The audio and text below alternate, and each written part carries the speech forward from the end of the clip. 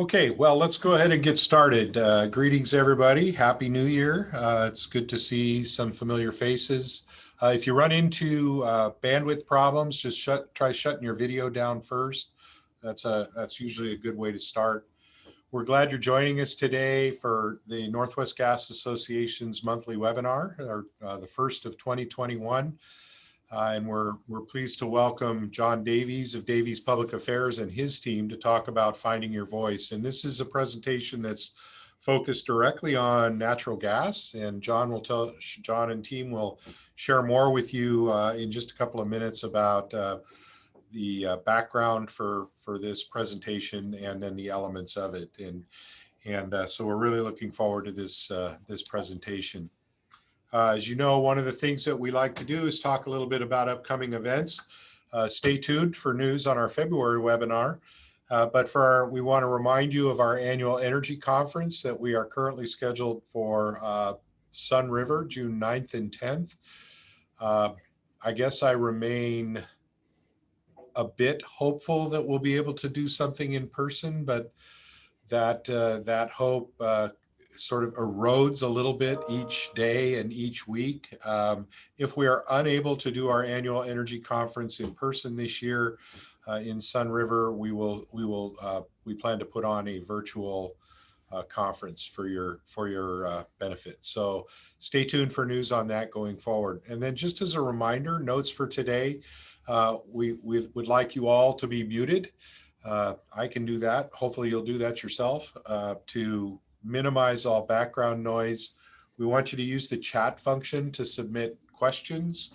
I will be monitoring that throughout, and as you pose a question, I think John and his team are pretty soon I'll give them control of the screen. They'll also be able to see, but if they happen not to because they're in the flow, I'll interrupt and ask your question for you. We are recording this webinar, and the recording of this webinar will be posted to the Northwest Gas Association YouTube channel this afternoon at some point in time. And then we'll talk about, John will talk about how to access particular slides or information directly from them if you're interested. So with that, and without further ado, I'm going to stop sharing my screen and let the Davies Public Affairs team take it over. And there you go. John, welcome. Thanks. Good to be back. Are we up there? We are. I lost it for a minute. It's good to be back to be here with you, and hopefully I'll see you again soon in person. Hopefully all will be there as we're looking towards a vaccine or something better happening as it goes along. News seems to keep getting better. So what I'm going to share with you is a presentation that we put together for a workshop at the North America Gas Forum that takes place every year in the fall in Washington, D.C. And as you know, like everything, it was virtual this year. So normally I'll do a keynote for them, and I try to do some thought leadership around communications and challenges. This year, I was asked to do a workshop for an hour, and to do that, we took a look at the model that we always talk about of making a moral case. And most of you, if you've been in any of these webinars, or I've been in Portland and other places and spoke to your group, that I've talked about this. And one of the things that I constantly get when I do a 15-20 minute presentation is like, that's really good. I love that idea. But I mean, how do I really do it? So to really do it, we need research. We need to really look at research and look at it in a manner. So that's what we did. So for the North American Gas Forum in 2020, in October, we took the results of focused interviews, which are one-on-one interviews that we do on the phone, 45 minutes to an hour. And we took the results of those and we created a public opinion poll. The focused interviews give us incredible messaging. And so with the public opinion poll, it's almost like testing our messaging out of the focused interviews, but it was really testing messages for the industry. So we have focused interviews from around the nation, including the Northwest, Florida in the South, the Southeast, Mid-Atlantic, Midwest, and we tested these on a poll, which was a 2,000 sample adults, and it was conducted in early October, and we presented the results. So let me jump into the results. The first one is a repeat of a question that I saw in an EY study about 3 or 4 years ago, and I've been tracking, and that is, it's basically, do you have a positive or negative perception of the industry? And our numbers are a little bit higher than theirs all the way across the board. And so as you can see, do you have a positive or negative perception of the industry? So renewables, we all know, everyone thinks is great, but look where natural gas sits. I mean, it's pretty interesting where that sits and what happens to it. And so going into this, as we face this year with a new administration that is anti-fossil fuel, with the ability of many states doing executive orders and changes to the use of fossil fuels, with communities outlining banning future hookups to gas, with all these climate change action plans and things going through in a time when the public isn't paying attention. You need to feel good that you have this positive image going through, but you need to do something with this. So the first question we asked in the poll, and it was a short poll, it was about 13 questions. First question was, should the use of natural gas as a fuel source increase, decrease, or stay the same? And again, nationwide, 41% increase, 36% stay the same, and 23% decrease. So if we take increase and stay the same, put them together, that brings us to 77% increase or stay the same. That's a pretty good place to start. So we want to watch the 77 number and the 41, and we'll look at that as we go through the poll. So what we did then is presented 9 push questions. And what we did is we read a positive or negative statement. In this case, we just read a positive. And then we asked, does this statement make you more or less likely to support or oppose the use of natural gas? And so we'll show you these results. So these results are in reverse order, with the lowest number to the highest. And the push question is, as a result of the natural gas shale revolution, US CO2 emissions have fallen by 28% over the past 15 years. So are they more likely to support? 62%. And so as we go through this, we're going to show you a strong and a somewhat on the support. And what we look for a really good message to use in a persuasive communications program is a message that gets over 60%, that would lead someone to be more likely to support something, or in regard to some legislation that's not good, more likely to oppose. So 60% is our goal. This one starts at the bottom of our group, and it's at 62. We also want to look at the strong, and a strong at 35% is another sign that can be good. Even if it doesn't get to 62, the strong at 35 means we have a powerful message. And then we can divide this out by demographics and really look at it. And this one, we don't have those to present to you today. So that's the first question. The second question, building from the bottom support, lower income families pay a disproportionately higher percentage of income on energy costs. And if natural gas was eliminated, it would hurt low income families the most. Support, with this one, we hit that 35% number on the strong, then somewhat at 28. So we're hitting here at 63%.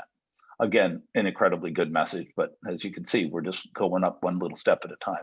Looking at the next one, American liquefied natural gas reduces global reliance on Russia, strengthening US strategic interest. And this time the strong really pops up. It gets to nearly 40%. Sitting there at 39 is really good, that's a good message you use anywhere. And then the total being at 67 is very powerful. So again, another great message we can use. We have an abundance of messages at work. Looking at the next one. Natural gas is an essential element of plastics used in manufacturing, helping lower the cost for goods for families, and has helped spur American manufacturing jobs. Now, we could have put anything that is manufactured, thinking of plastics as something that's related, but also something that's probably not a lot of people's favorite thing. Still, we go from 39 in the strong to 38, but 70 overall. So this is 7 out of 10 people saying they were be more supportive of natural gas knowing this.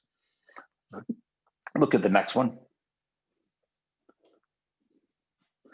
Methane captured from agricultural operations and landfills can be recycled into renewable natural gas, which is used interchangeably with traditional gas. The support we find in the focused interviews, and this is amazing. It captures people's attention, it captures their imagination, and they really love the idea, and they're willing to listen more. And again, here we are at 39% strongly support and 71% support overall. Another good one. Another question on renewable natural gas. Renewable natural gas reduces greenhouse gases from agriculture operations, and adding to traditional gas can make natural gas carbon neutral. Support again, 39 for a 71. That's a really strong answer. We're sitting here with a 39 on this one and a 39 on the last one. So, more than 7 out of 10 people are excited about renewable natural gas. It's a game changer. Next question is, American gas delivered throughout the world as liquefied natural gas can reduce and eliminate burning dirty fuels in developing nations that contribute to global issues and millions of deaths a year. 71, again. These are good arguments that work across the board, but also tell the story, obviously, of pipelines and natural gas, liquefied natural gas facilities.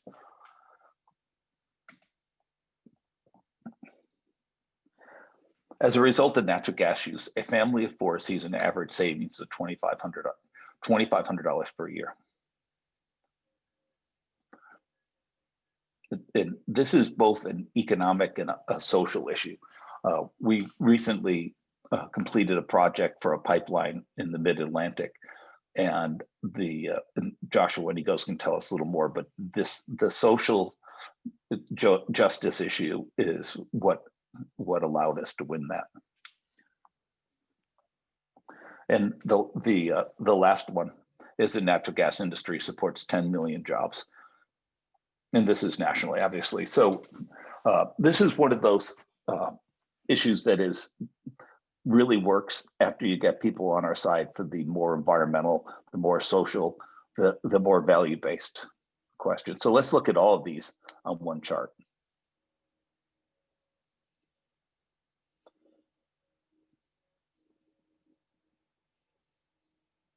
Now, if you are a candidate running for office, and this was a list of your attributes, and these are the numbers that came up in a push poll saying they're more likely to support you, you're like a sure re-election. These are an abundance of powerful messages. And then we asked the ballot question again after taking people through this. And if you remember, we're at 77%. Increased or stayed the same with 41% increase. And then we did ballot question 2, asked them the same question. And we have the increase 59%, which grew from 41. That's an 18% increase after reading just 9 statements. Again, proving that the power of these messages really work. And then overall, it goes from 77 to 85. And that's hard to beat. So these tell us that the attacks on natural gas, the legislation, the programs that are slowly trying to end the use of natural gas around the nation are not popular. We know that natural gas is good, it's popular. The next line in the headline here that we did at part of this conference was that, but the conversation's being totally dominated by the opponents in the eyes of the decision makers. Decision makers don't know these numbers, and the public doesn't know that they're in the majority, that they see this. They're beaten up to think that everything fossil fuel is opposed. Well, natural gas isn't put in the category as much.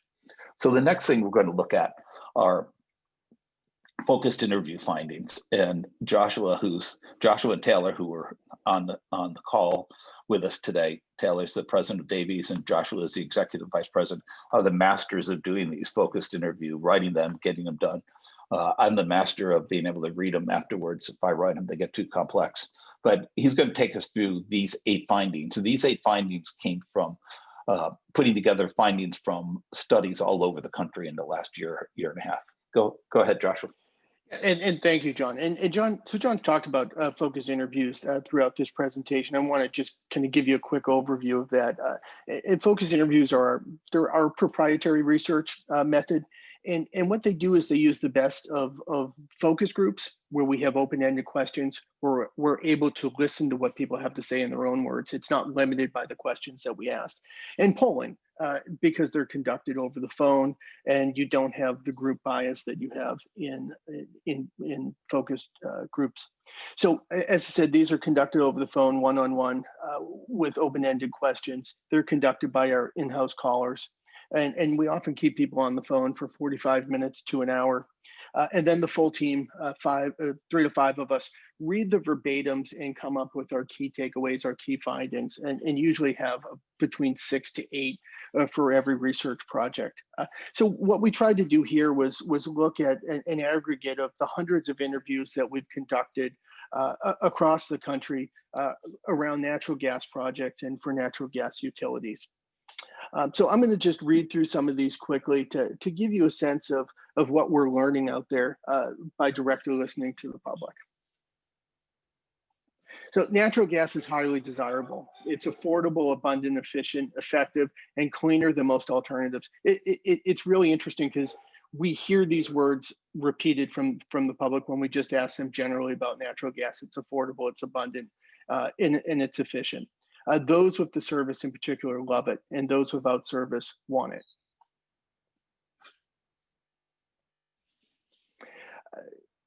We need to cast natural gas as a cleaner alternative. Natural gas is judged on environmental benefits positively in comparison to coal and oil, but negatively in comparison to solar. It's viewed as a better alternative rather than an intrinsic good. So we really focus on talking about how it's cleaner and setting up that contrast. Family economics matter. The public weighs energy and infrastructure in terms of how it impacts their family finances, especially during the COVID economic downturn. The general economic and job benefits don't resonate as much in comparison. And as John said, this was a critical issue when we just got a natural gas infrastructure project approved in the Mid-Atlantic. One of the poorest counties in the state was one of the only remaining counties that didn't have natural gas service. And by getting out there in the community and helping have their voice come out about how that impacts their personal finances for some of the poorest people in the state, really had a dramatic influence on the decision makers.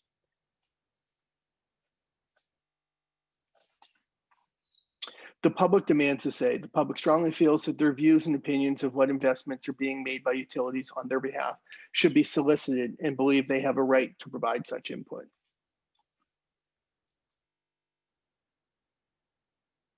And the public demands a choice. And this is something that we hear very consistently as we talk to people throughout the country. Residents passionately reject the notion of eliminating choice and creating an electric company monopoly.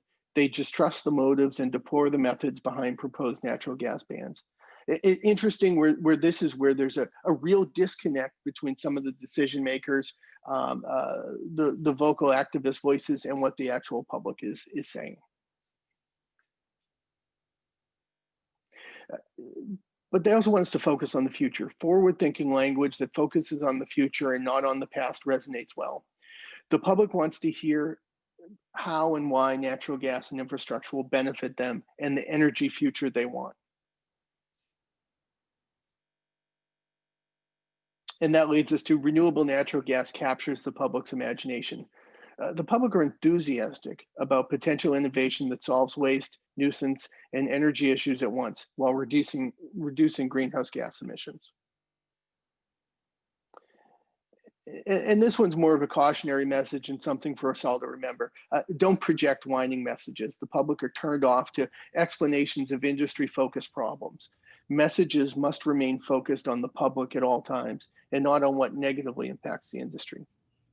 So Joshua, let me just ask you to pause here for just a moment. I want to remind our listeners and viewers to use the chat function below at the bottom of your screen there if you have any questions for our presenters today. Thanks, Joshua. Great. Yeah, and I can walk through our DOS. So DOS is dangers, opportunities, and strengths. And this is a tool that we use whenever we look at a project. And it's developed from the research. And we can move to dangers. Dangers are the external or potential threats that must be overcome. These aren't things that are necessarily happening, but these are things that could happen and we need to be prepared for. So looking at our research, we've developed these general findings that help inform our view of natural gas and how we communicate in the public. Partisanship. The rapid political change drives escalating anti-fossil fuel regulations and legislation. That's a risk. That's a true danger. And that's something we're all seeing all over the country right now. And I would say probably even more rapid than people had expected. We're seeing natural gas bans popping up in places where we didn't expect it. The second danger, one-side discussion. Growing environmental and anti-corporate ethos drives the debate. And 3, disinformation. Natural gas's environmental merits are ridiculed and attacked. From the dangers, then we move to the flip side, the opportunities. These are possible actions that we can strengthen by the positions we take. Social good. We need to embrace natural gas's role in increasing economic justice. Choice. Unleash the movable middle, driven by energy choice and economic concerns.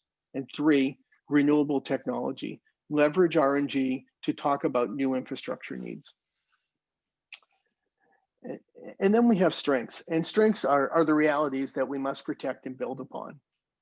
And starts with the fundamentals.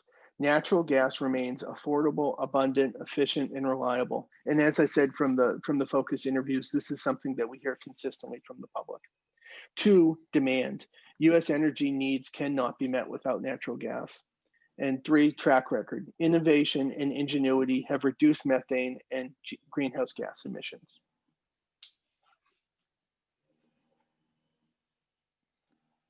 So what we've looked at are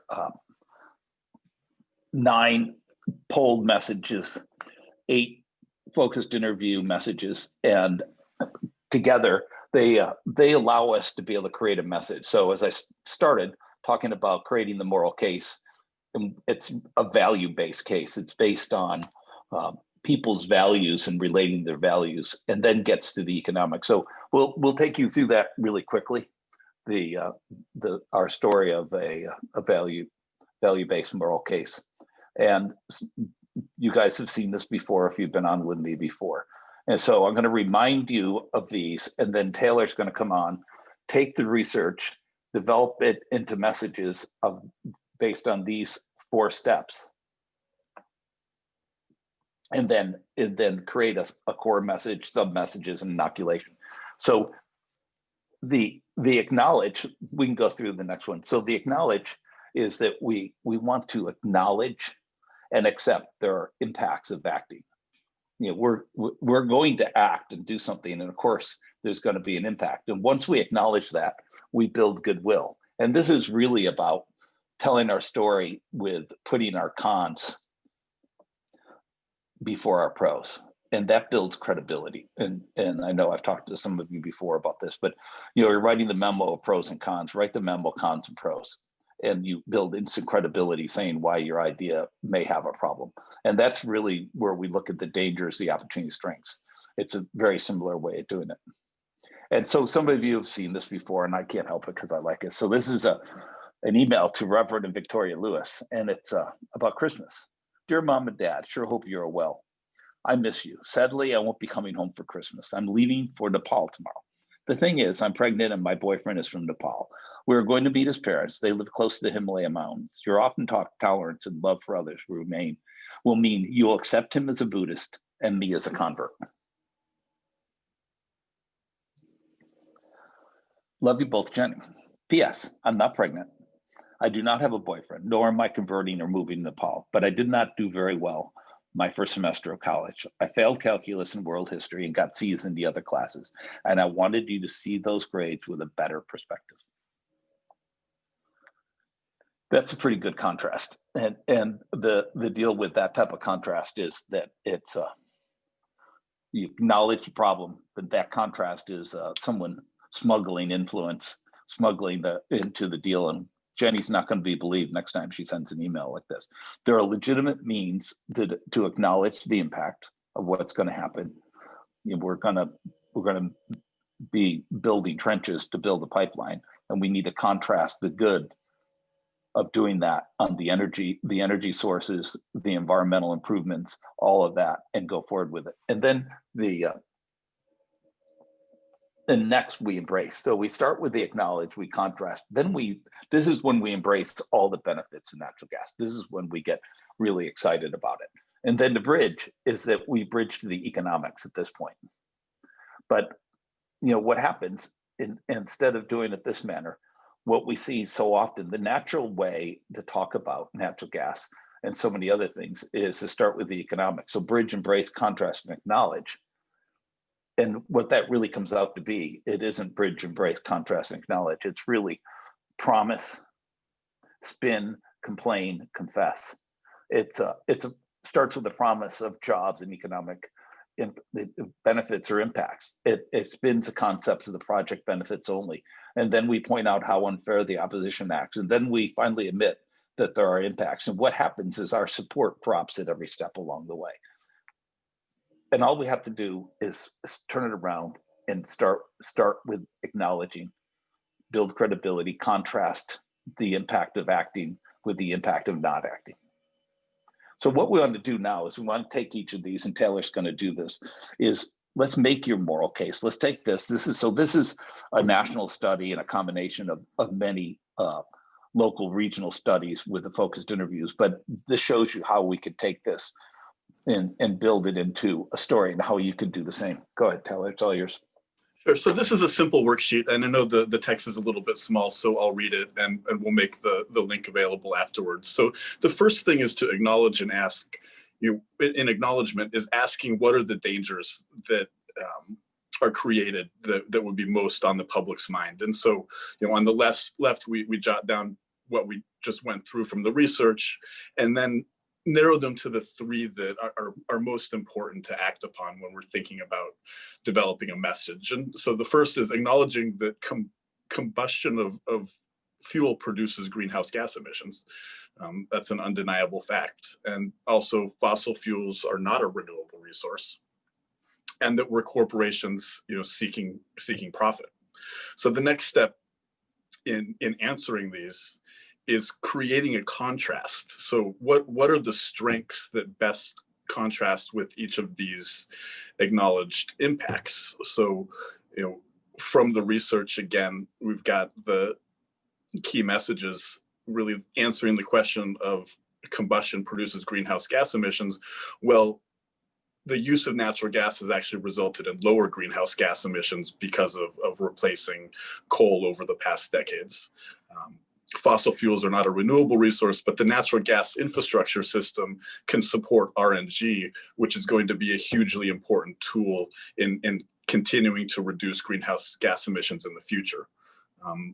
The flip side of us being a corporation seeking profit is we're providing a valuable product that's affordable for consumers and really important to families. So then we can embrace the opportunities that are going to persuade people to come to our side and support the continued use and expansion of natural gas infrastructure. Again, jotting down from the research on the left some of the key findings, distilling them into the three most important. Natural gas is critical to address climate change at home and globally by offsetting polluting fuels, lowering greenhouse gas emissions, and reducing global reliance on Russia and other bad actors. Renewable natural gas will sustain and decarbonize the entire natural gas system while reducing waste and strengthening the agricultural industry. Protecting affordable energy choices is a social justice issue, as high energy costs disproportionately impact struggling working families. So you see here's how we've really create a values-based message that's independent from the economic benefits that are traditionally led with. And then next we can bridge to those economic benefits by looking at the top three and how we can express them best. So the natural gas industry provides the backbone elements necessary for developing plastics and American manufacturing jobs here and at home. The natural gas industry is a powerful job creator with over 10 million American families relying on good paying jobs that must be protected. And future natural gas exports will create hundreds of thousands of jobs and hundreds of billions in new economic activity. So you take all the messages from the right-hand columns and put them together and try and craft a core message that captures everything. And this is kind of audacious, capturing a core message for an entire industry from upstream to midstream to all the way to the downstream and utility customers. But the core message that puts this all together is that natural gas is essential to tackling climate change, leading the way in net greenhouse gas reductions, and it will continue to do so by replacing dirty fuels around the world and recycling methane into renewable natural gas. This will allow families to continue to enjoy their low-cost fuel of choice while strengthening our national strategic interests, supporting more than 10 million jobs and generating hundreds of billions in economic activity. And then we can break these down to the sub-messages that support them. And obviously not going to read through these again. We'll send the link, but key piece is the greenhouse gas reduction story, that natural gas is responsible for almost all of the greenhouse gas reductions that have taken place in the last 20 years. Telling the RNG story and how methane capture can really decarbonize the pipeline, take it to net carbon neutral or even net carbon negative. Then replacing the dirty fuels, especially globally, showing how natural gas can clean up the air and continue to save lives.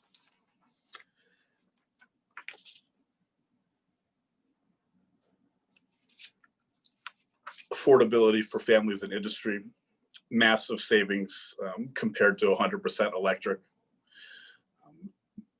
The strategic interest of strengthening America's allies, providing affordable energy and positioning us against those bad actors who would like to see the natural gas industry in America fail. And then, of course, the job savings, revenue, trade balance messages. And then it's also important to look at what are the inoculation messages that we need to put out there to fend off against the attacks that are coming our way, so that, that they're not going to have as much of an impact. And Joshua talked about this well, that natural gas is cleaner and we need to position it against traditional fuel sources, which are continuing to be used broadly, such as coal, fuel oil, wood, and diesel. The story of making renewables more efficient and effective, it actually makes renewables possible, especially with the possibility of hydrogen. And the pipeline is a means of storing excess renewables when it's not needed. And then it's an engine for cleaner technologies like LNG. The natural gas system provides the means and infrastructure for new cleaner technology innovations, which can use the same delivery system, generation, assets, and appliances. So really coming around to the fact that the natural gas is not a bridge fuel that we're transitioning with as we go to 100% renewables, but the natural gas infrastructure and delivery system is an important part of the future that will allow greenhouse gas reductions and pollution to continue to be reduced while providing a product that Americans want the choice of and gives them an affordable means to achieve it.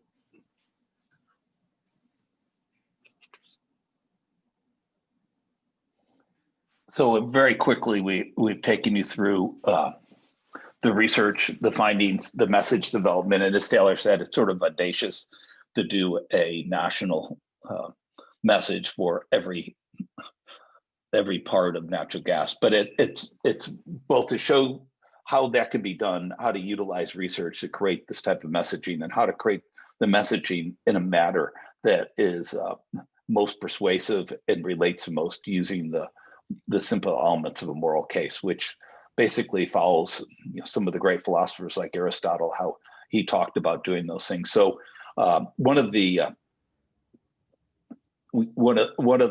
folks is speaking at a conference or a meeting one day, and I wrote this down, that hope is not a form of communication. So to end is just to make it really clear that nothing happens with these high polling numbers. Nothing happens with this abundance of incredible messages unless we take action. And Pablo Picasso, always being someone that really relates to the natural gas industry, is action is a fundamental key to all success. And that's what we look at. So we're going to end with this one slide of the steps of implementing these messages.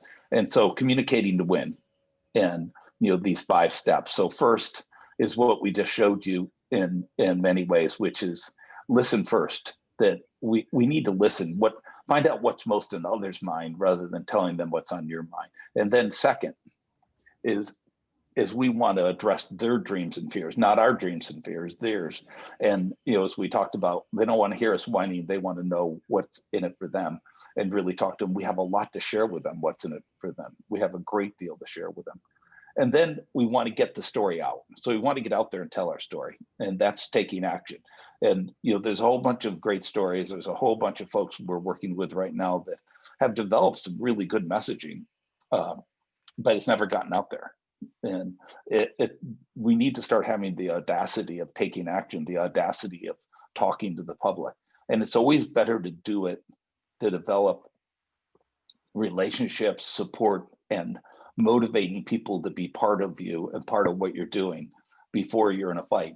More of just embracing the benefits of natural gas. And then the last 2, one is cultivate relationships. People aren't going to help you if you haven't cultivated a relationship with them. And there's key steps to do that. And then last, you got to ask for help. And what we find that the more you ask for help and the more people help, the more they'll help. And when you don't ask them, you don't get them involved, and you don't have a relationship, they're not going to jump in and do anything.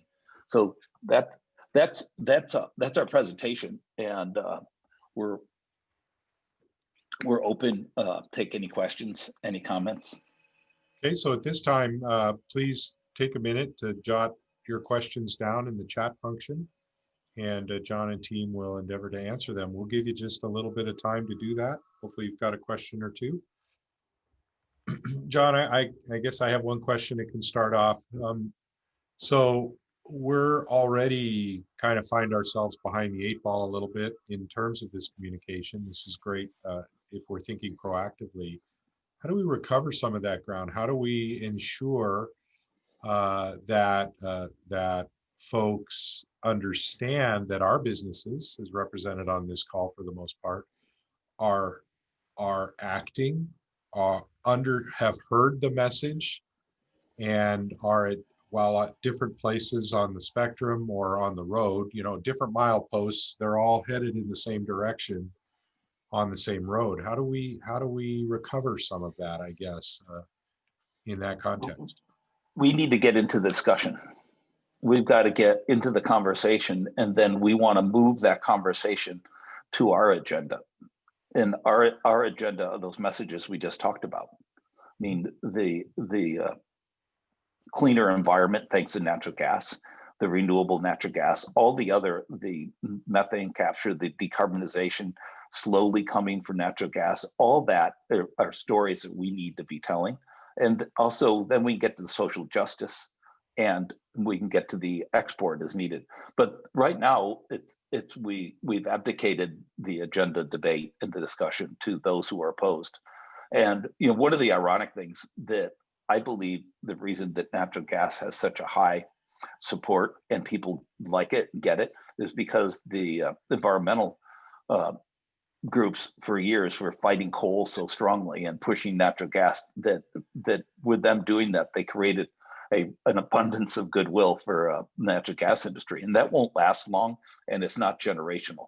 It drops as you go through the generations. But you got to act. This is Taylor. Another consideration here is that I think utilities are really well positioned to carry this message, because you're at the front lines of the interface with the customer who, depending on the poll, supports natural gas by 80% or more, and I think users are probably at the higher end of that spectrum. And so you've got an audience that is receptive and who generally really like and appreciate you. You've got an authoritative voice that you can use to shape the conversation, as John described.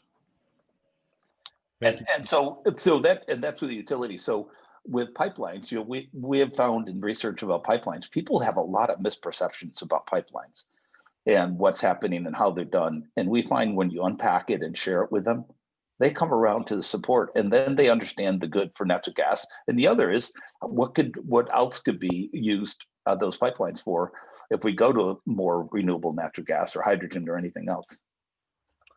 Okay, thank you. I do have a question here. Let's see if I can phrase it correctly. So your research demonstrates general support for liquefied natural gas as a global solution, security solution, environmental solution, and the like. But this person's wondering if you think the support for LNG as a global solution has any traction in the Pacific Northwest. Well, we actually have done some research on it in recent years, not in the past 2 years. And yes, it is there. There's a lot of confusion. I mean, it's like, how are you going to have that liquid natural gas at such a low temperature go by my house? Isn't that dangerous? On the pipeline, which is like one of the thoughts that you never would come up with without it. Yeah, I mean, the Northwest, California, I mean, obviously pretty tough places to do business. But from the research we've done over the past 5 years and recently, yeah, it's just the numbers aren't as high as they are in other places, but it's there. There is support. You need to go find those folks. And we do data mining and outreach based on people that are open-minded, and then we motivate and educate them. And so our idea is we're not going to take the hardened anti-fossil fuel person and turn them into a supporter. We have a lot of people on our side that we can get to, but we don't want to just go after those because they are the likely suspects. We need to get to that other group, the people in the middle that just need a nudge. Okay, thank you. And I think with LNG, it's a case where, in a question like that, people support the benefits. And we know from the qualitative research that understanding of LNG is really low. And so when you localize the issue into a project in a particular area, NIMBYism rapidly takes over. And so it's important to get out in front of it by gathering our friends, by educating folks about what the realities are, so that we get in front of the fear mongering and the fear of the unknown that would otherwise take over.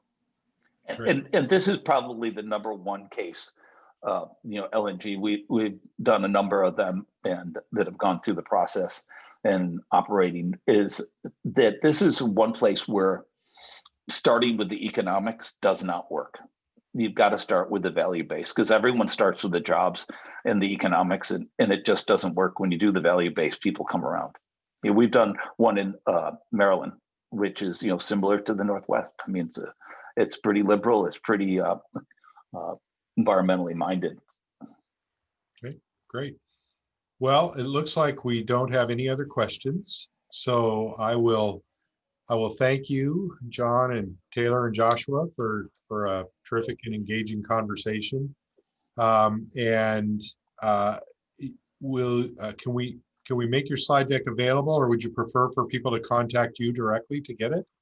I will get a slide deck to you that people can, and do you have a way for them to download it, upload it? Yes, okay, I will get you a deck I'll get you this deck that you can take. And okay. And if anyone has any questions that come up or they'd rather ask one-on-one, our contact information will be on there. Very good. Great. Okay. Well, just a reminder, thanks again, John and Taylor and Joshua for a good conversation. A reminder to the folks on the call, stay tuned for our February monthly webinar, which we don't have scheduled yet, but we'll be looking for good information to share with you. And a reminder that we will do our annual energy conference this year, either in person at Sun River or virtually, and on June 9th and 10th. So you might mark those days on your calendar right now and hold those dates for you. With that, I will wish you all a great remainder of your what is today? Thursday? Thursday. Great remainder of your Thursday and a good weekend in front of you. Thanks, everybody. Thank you. Take care. Thanks so Bye-bye. much.